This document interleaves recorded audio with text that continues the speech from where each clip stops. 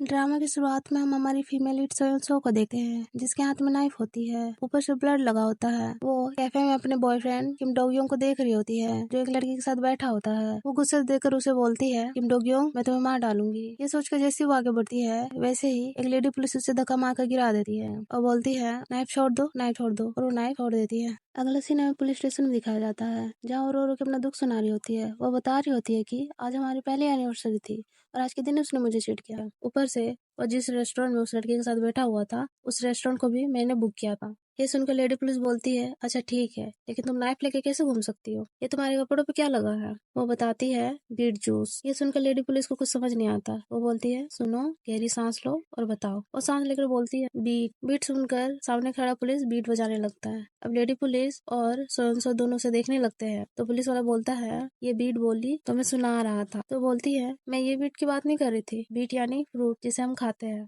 तो पुलिस वाला बोलता है, तुम आज के दिन बीट क्यों काट रही थी? ये बताती है, मैं सॉसेज बनाती हूँ, मेरा घटिया बॉस मेरे सॉसेज नहीं खाता, मैं इतनी मेहनत से बनाती हूँ। और वो बस एक ही बात बोलता है। लेडी पुलिस पूछती है, क्या? वो बताती है, फिर से बनाओ, फिर से, फिर से। फिर वो बताती है, वो पागल आदमी हर रोज सॉसेज खाना चाहता है, जब तक उसे बचपन का टेस्ट, बचपन की यादें ना मिल जाए। और फिर वो रोने लगती है। लेडी पुलिस बोलती है, रोज रोज सॉसेज कौन खाता है? वो बताती है, वही तो, मैं एक ऐसे पागल बॉस के लिए इतना मेहनत करती हूँ, जिसका आज तक फेस भी मैंने नहीं देखा। ये सुनकर पुलिस वाला बोलता है, मैम हमें इसे छोड़ देना चाहिए, ये पहले इतना परेशान है। और इसे छोड़ दिया जाता है। अगले दिन उसके कंपनी में दिखाया जाता है, जहाँ से वह ट्रॉली लेकर गुजर रही होती है, तो देखती है कंपनी के स्टाफ कुछ बात कर रहे थे। वे बोल रहे थे, रोज रोज ये सॉसेज खाकर हम बोर हो गए हैं। ये सुनकर वो आगे बढ़ जाती है। ट्रॉली लेकर जा ही रही होती है कि उसे उसका बॉयफ्रेंड दिख जाता है, तो वो अपना ट्रॉली उसकी ओर छोड़ देती है। उसका बॉयफ्रेंड बोलता है, ये सब क्या है? फिर वो नहीं सुनती और गुस्से से ट्रे का सारा खाना उसके ऊपर फेंक देती। सब लोग ये देखकर शॉक हो जाते हैं, लेकिन ये रियल में नहीं होता, ये तो बस उसकी इमेजिनेशन थी, जो वो सोच रही थी। फिर वो बोलती है, मैं बॉस के खाने के बारे में कुछ बात करना चाहती हूँ मिस्टर किम। तो बोलता है, ठीक है, चलते चलते बात करते हैं। फिर वो दोनों लिफ्ट में आ जाते हैं। वो कुछ बोलने ही वाली थी कि यह बोल देता है, ब्रेकअप कर लेते हैं। ये सुनते ही वो उसे घूरने लगती है। वो बोलता है, सुने नहीं दिया क्या? मैंने बोला ब्रेकअप कर लेते हैं। तो वो बोलती है, अरे हाँ, मैं भी यही बोलने वाली थी, लेकिन वजह भी तो पता होना चाहिए। वजह वही लड़की है ना, जिसके साथ तुम मेरे बुक किए हुए रेस्टोरेंट गए थे। और वो बोलती है, मानती हूँ मैं हमारी एनिवर्सरी भूल गई, बिजी थी, तुम्हें अकेलापन महसूस कराया, इसका मतलब ये थोड़ी ना कि तुम मुझे चीट करोगे। तो वो बोलता है, तुम्हें क्या लगता है चीट करने की वजह अकेलापन था? नहीं, मैं तुमसे बोर हो गया था। जैसे कंपनी के स्टाफ रोज रोज सॉसेज खाकर बोर हो गए हैं, तो सोचो मैं तो तुम्हें 1 साल से झेल रहा हूँ। ये सुनते ही वो बोलती है, तेरी तो। तभी लिफ्ट का दरवाजा खुल जाता है। तो गुस्से से जा ही रही होती है, तभी वो उसे बोलता है, इतनी मेहनत के लिए थैंक यू मिस सो, बहुत मुश्किल हुई होगी रेस्टोरेंट बुक करने में। अगला सीन में बार का दिखाया जाता है, जहाँ वह अपना गम भुलाने के लिए गई होती है। वो एक के बाद एक ड्रिंक कर ही रही होती है कि उसके कानों में एक आवाज जाती है, फिर से बनाओ, फिर से, फिर से। तो मुड़कर देखती है, उसके सामने वाले टेबल पे एक लड़का बैठा होता है, जो वेटर को बोल रहा होता है, फिर से बनाओ, फिर से, फिर से। ये देखकर उसे अपने बॉस की याद आ जाती है, जो उसे भी फिर से बनाओ, फिर से बोलकर परेशान करता था। असल में ये उसका बॉस ही था, पर वो उसे पहचान नहीं पा रही थी, क्योंकि उसने अपने बॉस को कभी नहीं देखा होता है। अब वो लड़का जैसे ही उठकर जा रहा होता है, तभी ये उसे आवाज देती है, ओ फिर से वाले, मेरी बात सुनो। तो बोलता है, तुमने मुझसे कुछ कहा? ये बोलती है, हाँ। वो बोलता है, क्या मैं तुम्हें जानता हूँ? वो बोलती है, इससे कोई फर्क नहीं पड़ता कि तुम मुझे जानते हो या नहीं जानते, मेरी बात सुनो। जब तुम्हें लोग कुछ देते हैं तो उससे अपना पेट क्यों नहीं भर लेते? बचपन की याद, बचपन का टेस्ट, ये सब के पीछे क्यों पड़े हो? क्या तुम जानते हो, मैंने मेरे पागल बॉस के लिए कई दिनों तक ओवर टाइम किया, वो भी इसलिए कि एक ऐसा सॉसेज बनाना था जिसका टेस्ट तक मुझे नहीं पता। अगर वो पागल आदमी सॉसेज का दीवाना नहीं होता, तो आज मेरे बॉयफ्रेंड से ब्रेकअप नहीं हुआ होता और ना वो मुझसे बोर होता। ये सुनते वो बोलता है, मैं बोर नहीं होता, चाहे खाने में टेस्ट हो या वो लड़की जिससे मैं प्यार करता हूँ, उनसे मैं कभी बोर नहीं होता। इसके बाद दोनों एक दूसरे को देखने लगते हैं। अब अगला सीन उसकी आंखें खुलने से दिखाई जाती है। वे देखती है कि ये तो वो बार वाले लड़के के साथ सोई है। तब उसे रात का सारा सीन याद आता है कि वो यहाँ कैसे आई। फिर उसे लड़की की बात याद आती है, जब वो बोल रहा था कि मैं ड्रंक लड़की का फायदा नहीं उठाता, सुबह रिग्रेट तो नहीं करोगी? तो बोलती है, मैं भी ड्रंक लड़कों का फायदा नहीं उठाती, जिनको मैं नहीं पहचानती, तुम इसे मेरा एक दिन का वर्कशिप समझ लेना। इसके बाद वो दोनों इंटीमेट हो जाते हैं। अब वो ये सब याद करके बहुत पछता रही होती है, और जब ये उठकर देखता है कि वो अपना कार्ड छोड़कर गई है, कार्ड देखकर इसे पता चलता है कि ये उसकी ही कंपनी में काम करती है, और ऊपर से वो 2 लाख वॉन रख कर गई होती है। फिर कंपनी का सीन दिखाया जाता है, जहाँ वहाँ सर पकड़े बैठकर रात का सीन याद करके बोल रही होती है कि मैं ऐसा कैसे कर सकती हूँ, कैसे।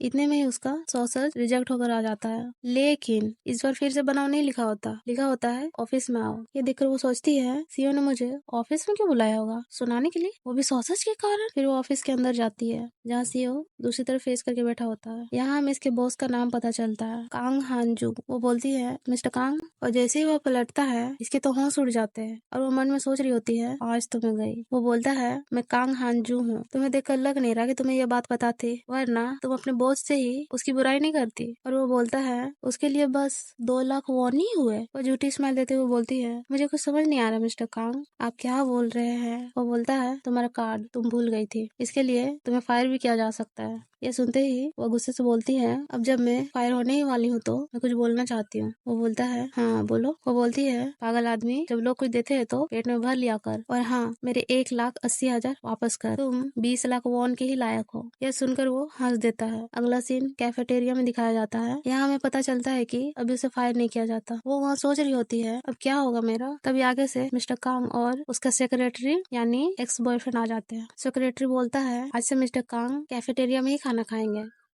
तो वो मिस्टर कांग से बोलती है आपको डिनर के टाइम सॉसेज नहीं मिलेंगे मिस्टर कांग। तो बोलता है मुझे जो मिलेगा मैं वो अपने पेट में भर लूंगा। इसके बाद वह गुस्से से टेबल पर खाना रखती है। फिर वो बोलता है आप काम के टाइम बहुत अलग लगती हो मिस सोयोनसो।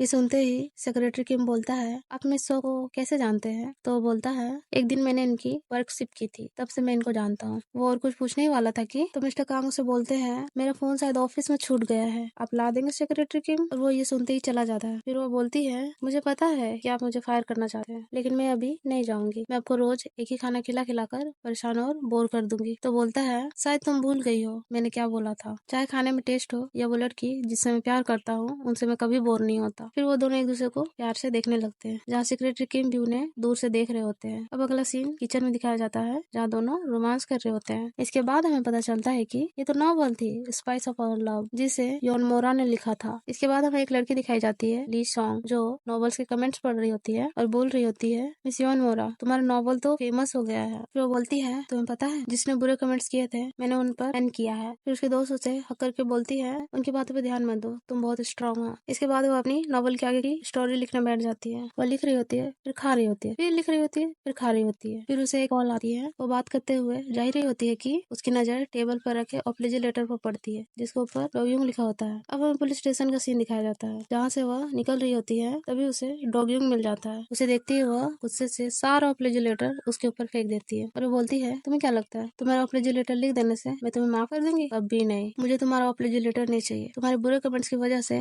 मैं तुम्हें कभी माफ नहीं करूंगी। तो वो बोलता है उस अपॉलजी लेटर में जो लिखा था सब सच था, मैं सच में आपसे माफी मांगना चाहता हूँ, अब जो बोलेंगी मैं वो सब करूंगा। तो बोलती है मर जाओ। वो शौक हो जाता है और वो बोलता है आपको ये बहुत ज्यादा नहीं लग रहा? तो वो बोलती है तुम्हारे बुरे कमेंट्स की वजह से मैं मरने तक का सोच रही थी, और ये बोलकर वो चली जाती। फिर वो जमीन पर पड़े लेटर्स को उठा रहा होता है, तभी सामने से एक ट्रक आ रही होती है। जब योन मोरा पलट कर देखती है कि डॉग्यूंग का एक्सीडेंट होने ही वाला है, तो वो ये देखकर बेहोश हो जाती है। अब उसे हॉस्पिटल में होश आता है, जहाँ वो बोल रही थी मैं कहाँ हूँ। तो आगे से वो डॉक्टर बोलता है आप हॉस्पिटल में हैं मिस सोयोनसो, अगर आपको होश नहीं आता तो मिस्टर कांग हमें मार ही डालते हैं। तो बोलती है मुझे लगता है आप मेरी novel spice of our love के फैन हो। उसके बाद जब उसकी आंखें खुलती है तो वो खुद को मिरर में देखकर शॉक हो जाती है और वो बोलती है ये कैसे हो गया, मेरे बाल इतने लंबे कैसे हो गए। फिर वो अलमीरा खोलती है, कपड़े देखकर बोलती है ये मेरे कपड़े तो नहीं है। फिर उसकी नजर कार्ड पे जाती है जिस पर सोयोनसो लिखा हुआ था। फिर वो फोन निकालती है, देखकर शॉक हो जाती है कि वॉलपेपर पर उसकी फोटो लगी हुई थी। वो डर से फिंगरप्रिंट लगाते हुए सोच रही होती है कि अनलॉक मत होना, अनलॉक मत हो, पर अनलॉक हो जाता है। अब वो कंफर्म हो जाती है कि वो उसकी नॉवल वर्ल्ड में आ चुकी है। अब वो हॉस्पिटल से निकल ही रही होती है कि उसका सामना डॉग्यूंग से हो जाता है। वो उसे देखकर शॉक हो जाती है। फिर वो उसके पास आकर बोलता है अब बाहर क्यों आई, आपको आराम की जरूरत है। तो वो बोलती है क्या तुम मुझे हॉस्पिटल लाए, क्या मैं तुम्हारी वजह से यहाँ हूँ। तो बोलता है हाँ मैं आपको लाया। ये सुनकर वो खुश हो जाती है,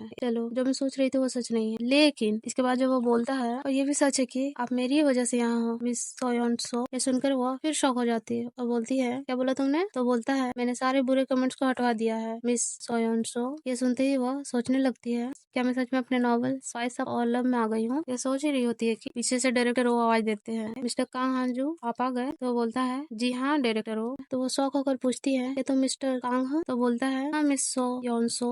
ये सुनते ही उसे पहले का सारा सीन याद आ जाता है, जब वो बोल रहा होता है चाहे खाने में टेस्ट हो या वो लड़की जिससे मैं प्यार करता हूँ उनसे मैं कभी बोर नहीं होता। और वो शॉक हो जाती है और बोलती है इसका मतलब वो मिस्टर कांग नहीं बोग्यूंग था। और यहीं पे हमारा एपिसोड खत्म होता है। अगर वीडियो पसंद आई हो तो वीडियो को लाइक और शेयर करें, और हाँ चैनल सब्सक्राइब करना ना भूले। Bye bye.